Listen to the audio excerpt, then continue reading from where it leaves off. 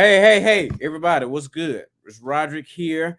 I want you to join us. Hopefully, you can hear me. If you cannot, please make a comment to let me know. We're going live tonight. We're going to be talking about the Fisherman's Knot. Listen, it's being released this Friday, February 10th, right in time for Valentine's Day. Valentine's Day, not Valentine's, Valentine's Day. I'm really excited about it. It's been a pretty good while coming, and finally, it's basically here. So I have a special guest with me, Mr. Terrence Roberts, who is featured on this song, telling this amazing story. I'm going to bring him in. We're going to talk about it. I do want to say, for those of you on YouTube or not on YouTube, wherever you're watching, you can subscribe to my YouTube channel. There, also follow me on Facebook. My name Roger ROD, no E, RICK, or you can follow me on Instagram or Twitter at Rod RODD Files. Okay. We're not going to be here long, but I do want to make sure that we can really kind of jump in and talk about this. So, with no further ado, Mr. Terrence Roberts. Mr. Roberts, can you hear me? Oh, I think I hear you fine. Can you hear me? I can. How are you doing today? Man, it's a great day. Great day, great day, great day, great day. I'm so excited to have you here. You all, I want to apologize for coming on a little later than than I had planned, but had a little technical difficulties. But we're live now, so we're gonna talk about this. We had the pleasure of working together, collaborating on a song called "The Fisherman's Knot," which is released this Friday, February 10th. All digital outlets. For those of you that are Spotify users, you can go actually pre-save that song now, so it'll be available to you probably tomorrow night sometime. So, before we get started, I would like you to introduce yourself to those that don't know you. A lot of people know you, but I know for might be somebody who's listening or watching that might not know. So, if you would just kind of introduce yourself. Uh, again, Terrence Roberts. I go by the Story Weaver. I am a storyteller, teaching artist, featured with the on the Mississippi Arts Commission's artist roster and teaching artist roster, along with the Mississippi Association for Arts Education's rosters. So love to tell stories. Been doing it for a while, and really enjoyed the collaboration. Right. I do want to ask this, and I know we talked about this when we was kind of working on it. You use the I guess prefix or title DA duh in front of it, whether you go by hmm the Story Weaver or the Terrence Roberts. Can you give us a little just background on why you use that, or what's the meaning behind it? Sure. Da is an ancient West African title. The Bamanankan people. It means the door. Okay. Um, but the idea behind the title is one who takes people and introduces them to their past and then leads them into their future. Oh, okay. And that's what I do through my art form, through storytelling. So I embrace the past. Very Most of my stories are West African in tradition or settings, and so I want to show the heritage Right. of a great people, and then show how we continue that heritage and that legacy today. That's kind of funny, well, or ironic in a way, because when we were working on this song, or when I was getting ready, when we kind of talk about when to release it, I knew it was a love story, so I Right. knew I wanted to kind of put it out around this time because February, Valentine's Day, love, but I didn't really think about this is also Black History Month. History Month. Right. So you just saying that, connecting that piece to it, which is very, very important to me, that we always are able to express ourselves in different art forms. I think what you do is amazing. I I've known you for a while, even back to the days where you were one of the first people here to kind of introduce the uh, collaborative spoken word. We used to do the poetry nights, uh, Right. and we really hadn't had that since.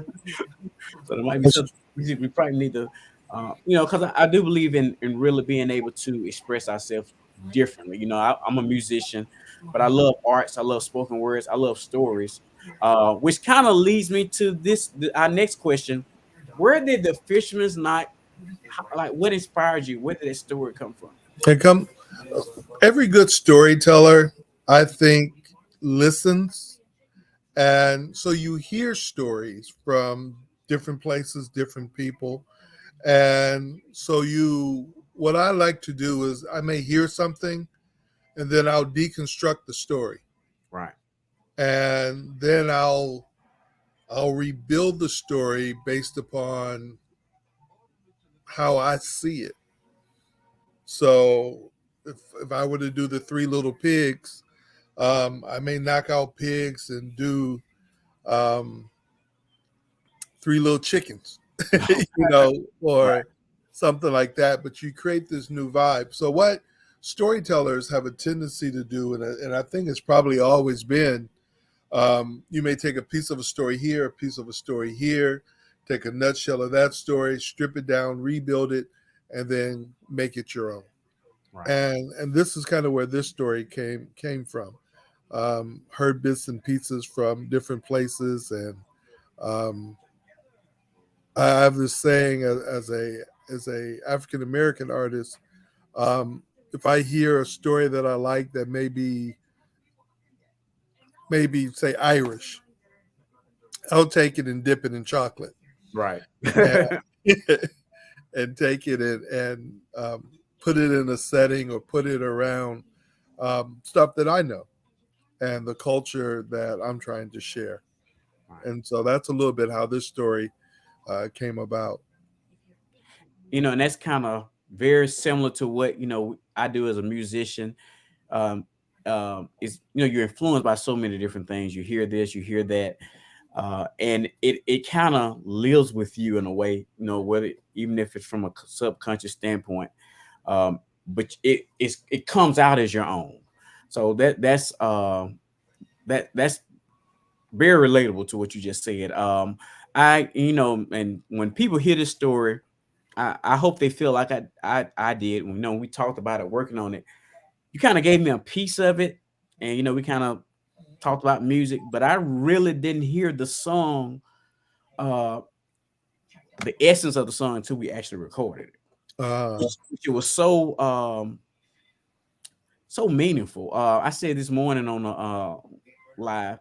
I think it's very very true. It's very very. The story talks about. I mean, of course, it's a love story, but things don't always work out like we feel they should. Everything is not a Disney fairy tale ending. right. When, It when doesn't wrap up. It it doesn't. doesn't wrap up and live happily ever after. Right.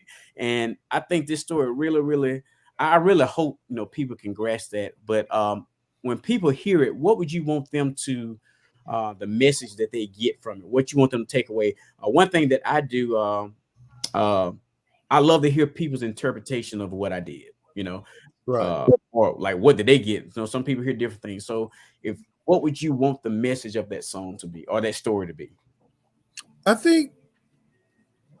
I mean, obviously, the message is don't don't allow someone else to influence your happiness. Right. And so one of the big things, I think, we live in this culture. I'm grateful. I've been married now 24, almost 25 years. And I look at people and I go, man, I couldn't do this again. It's like, Right. and people don't understand love. And so what happens is they're with the perfect person for them. Right. And I'm a pastor. I'm a strong believer in God, and so I believe that God will bring you to the person. But I also think the enemy is out there trying to convince you that that's not the right person for you, Right. and something better is right on the other side. Why don't you just leave this Right. and go somewhere else? This is the old saying about the 80-20 rule. Right.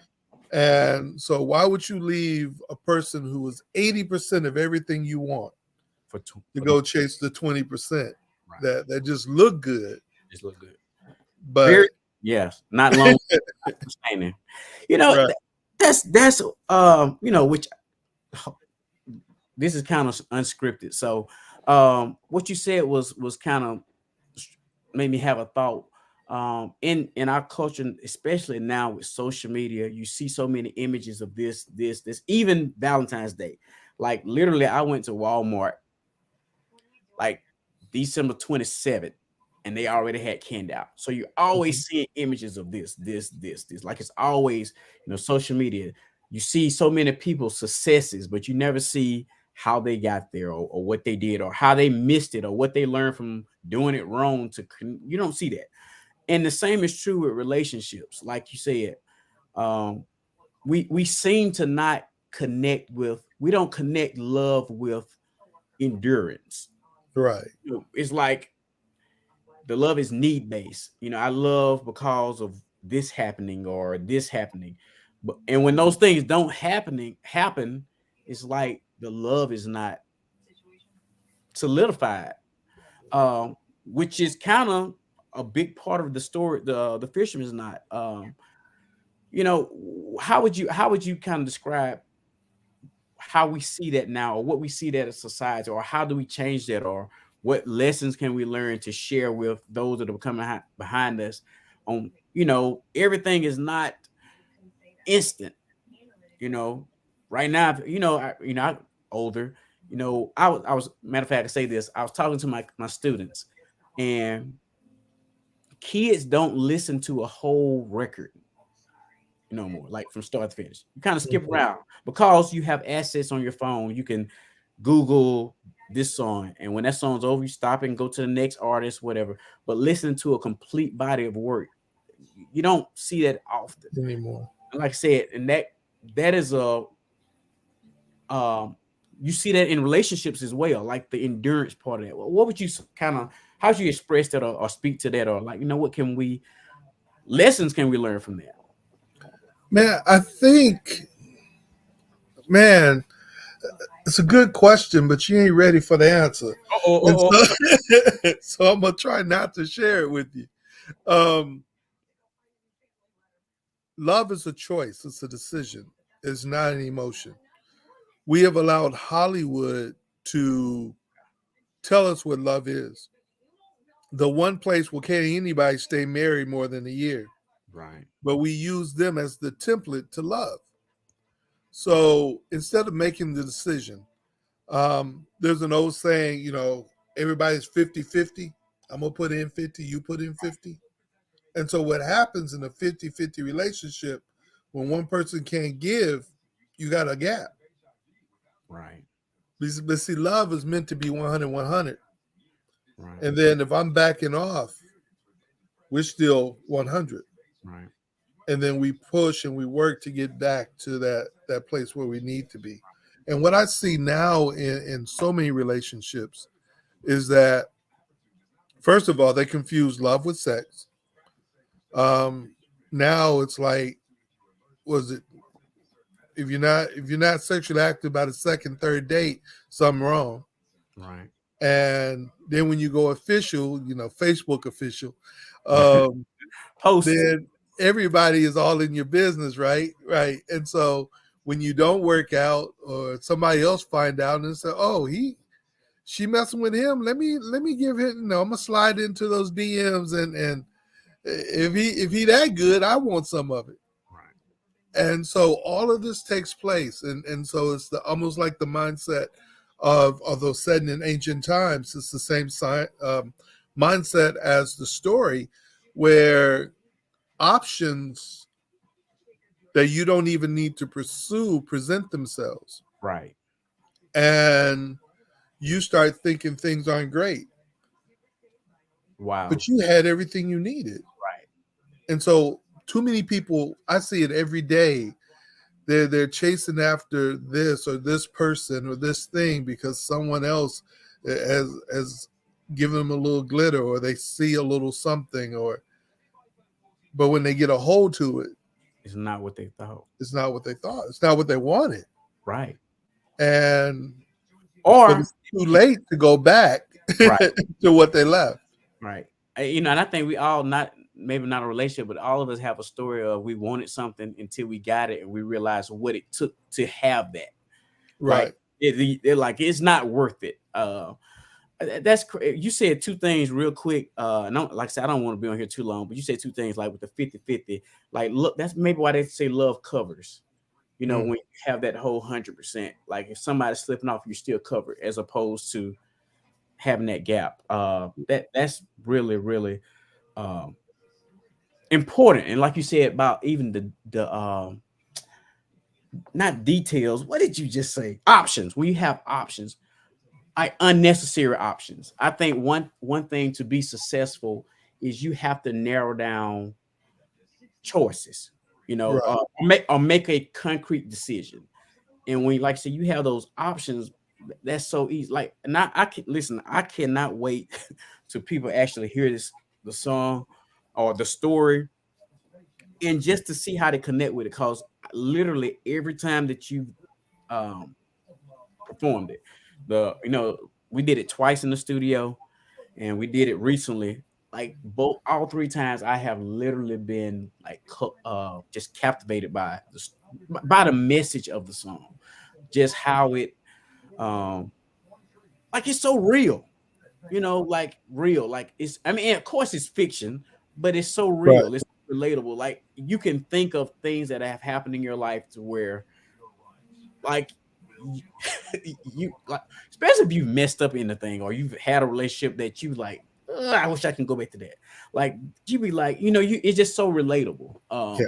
And like in the way you present it is, I had people when we did it at the Max that was like, man, like they was like, I'm gonna say this part. Well, one friend of mine said, "Why did he throw it in the river?" Like it was just so like captivating that like I said, especially if you've experienced or you've heard anything like that. I think Right. um it was just it's a great story, Yeah. I and mean, it's such a thing because when you really understand like some of the nuances, like even the knots, the stories of Fisherman knots, that knot everybody couldn't open, right, and so it meant it was for him.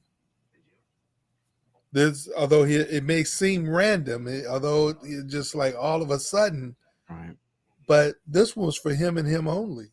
right, And how many times have we people had that one that was for them, and but then they were ready to throw it away right, for something that was for anybody. right, I'm just calling it like I'm calling it. right. And then for anybody, and it wasn't even real. Right. That's like I said, so many parts of our life that, or so many, let me say it, so many lessons we can learn just by the message of their story. Like, like I say, especially now, um, you see opportunities are always before you, you know, it's because you do this, but sometimes, those things are not like, they're not even sensible, but, Right. but just being intrigued by the thought of, uh, just, I don't know. That's amazing to me. But I think, and truly this collaboration was really cool because you give me a piece of music and say, what you got for this? Right. And that's literally And what happened. Right. right. And it's like, okay. But the merging of the two, because I get tickled because I think every time we performed, I know I probably don't come in at the same time because I get caught up in the music. Right. And I'm just I'm like, caught up in the story. Like, and that's a part of the song, and I hope people can hear it. Like I'm trying to audibly or musically express what you're saying. Like same. I'm trying to connect with. There's a part where you say, "Am I happy?" where the question is asked, and I Right. literally changed the mood of what I was playing. That wasn't planned. Like this, Mhm. just me listening to what you're saying and trying to relate that musically, in to match what you're saying. Right. I just think me being able to connect with that, I always want to do. People that know me, and I probably say I'm an overthinker, but I really try to do things that have meaning. Right. That's why this song's so special, especially during this time. Didn't even think of the Black History piece, how that connects, but to be able to tell our stories that are from us, uh, Right. can relate to us, or and I hope this can possibly deter somebody. The tagline that you use: "Love found, love lost, love longed for." Uh, you don't. You would prefer not to get in that last Right.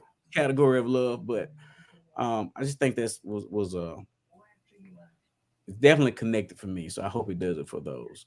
Man, I hope so. I mean, I mean, it's definitely one of the stories I don't get to tell often because um, I mean, it's a little more adult. A lot of times when I'm performing, um, I may be out in a festival or I may be at a school.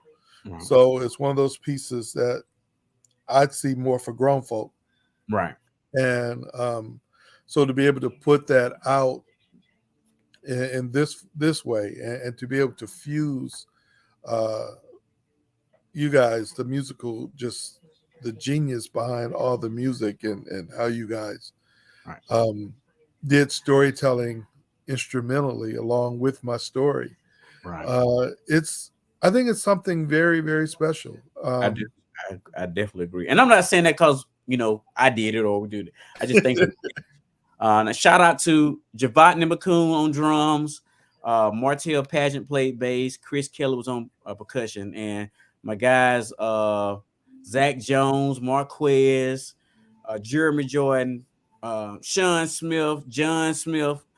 I mean, our community is so filled with creative people, and I believe or wanted to be part of my mission is to connect us. Yeah, Musicians over here, storytellers over here, the poets over here, the singers. We can really make impact together, and that's another thing that I hope can happen. Drew yeah. Towner too, my guy. Robert Evans. Look, I start naming names, I'm gonna be in trouble. Um, like I said, that's I'm looking forward to it. Like I said, I know people want to be inspired by it. Hopefully, deterred from doing. And it's you mentioned that you're a pastor, which is you know a whole different life. But your ability to tell that story, you can't assume everybody's going to listen to this is not dealing with that situation, you know, Right, or at that crossroads. So that's another responsibility that I feel of this story. Like it can be preventive instead right. of being reactive, or you can just enjoy it. Different things. I had a last question. I don't know what it was. I, I think, but like you said, the message of anything else you want to add to that message? Man, I think everything that once you hear it, I think it'll bless you. Yeah. I think you'll enjoy it. The cool thing, the wonderful thing about stories is that you may listen to it today and it was like, oh, that was just a cool story. And then you're at work one day and you got to work late, and your secretary might come in, or one of your coworkers come in, and you had a bad day at the house, and that person is looking a little extra good that day, and so they see you looking kind of down, and it's like, everything okay? Are you happy? Right. And you're just like, and then all of a sudden the story will pop up in your mind, be like, get behind me, Satan. Right. Right. Yeah, I'm happy. I'm happy. You I'm good. open my door, don't close the door behind you. Right. um because you have this idea now. It's like, if I go down this road, though it's harmless right now, Right. it can destroy everything that I have. And it don't take nothing but a one decision to That's destroy. it. One, It's a one poor choice. it's an old saying that says, you know, when you I can't remember exactly, so I ain't gonna quote it, but it's basically when you're happy, you listen to the music, but when you know you're sad, you understand the lyrics. It's Yeah. something like that. But that's you're right about that. And last thing I want to kind of end with it is what would be your contact information? Like how would if people want to experience the Story Weaver, what would they do to connect with you? Easy to find. I have a website, The Story Weaver, just spelled out DASTORYWEAVER.com. That's the easy way to get a hold to me. Um, the Story Weaver at Gmail is my email address. There we go, Uh, right there. that's it. All right. And of course, I'm on Facebook, Terrence Roberts, and I have a page also, The Story Weaver. If you want to catch me that way through Facebook and Instagram, Okay. You maybe are even Twitter. I think I'm on everything. right. You sound like me. I'd be like, am I where? TikTok, whatever. Listen, guys, thank you all so much for tuning in. I want to thank our guest, the Story Weaver, um, the Terrence Roberts, for just working with me, um, and bringing this creative art to life. Again, his website is the Story Weaver, right there. Spell it out is Facebook, the Terrence Roberts, Twitter. Just put him in Google and see where he pops up. Also, follow me on Instagram, Twitter, Facebook, and YouTube. Cause and this live is airing on Twitter, YouTube, and Facebook. So I will ask you all to like, comment, share, even as you watch this later on. Go back and watch it after the song comes out Friday. Friday. Friday. I'm gonna be up probably midnight Thursday, listening to it. But I really appreciate everybody for tuning in, watching this, sharing this, commenting, whatever you're doing. And listen, the tagline of the story is love found, love lost, love longed for. Going for it. Cherish, cherish love. You all have a great day. Thank you, Terrence. Again, looking forward to more collaborations. Definitely. Y'all have a good night.